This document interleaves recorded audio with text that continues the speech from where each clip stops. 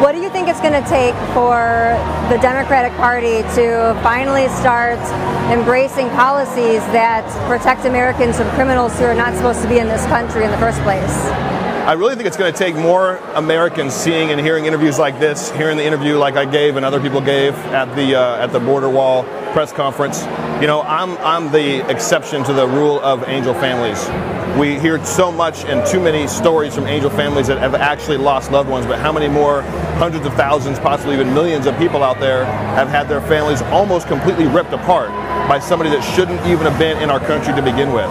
And it doesn't seem to me that America understands what's at stake. When something happens personally to you or to somebody that's in your family, then you react. Then you say, wow, you know what, wait a minute, something is going on here that I didn't think about. You know, when somebody is personally attacked by somebody that shouldn't be here in this country, it'll change your whole viewpoint on why we should be allowing and why we should be supporting or not supporting elected officials that are allowing and wanting to allow illegals to come into our country. So I really think it's going to take the American people hearing enough stories and waking up to the fact that the crisis is real. I almost lost my wife, my two daughters almost lost their mother, and it would have totally destroyed my life. So the fact that that didn't happen, I'm thankful, but there's so many other stories out there that did happen to, and enough's enough. So the American people have to hear and know what's going on. Yeah, and then going on that, you have two daughters. Yes. And abortion disproportionately affects the black community. Absolutely does. So the left has kind of co-opted the issue of life to make it so that if you're against abortion, you're somehow against women. How do you think the best strategy or the most effective way would be to counter those leftist talking points?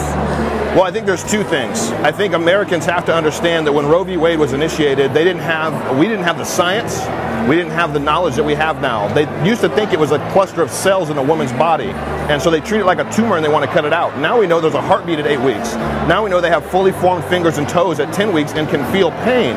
So that should completely change the narrative of anybody's perspective on if it's just tissue that's being cut out or not.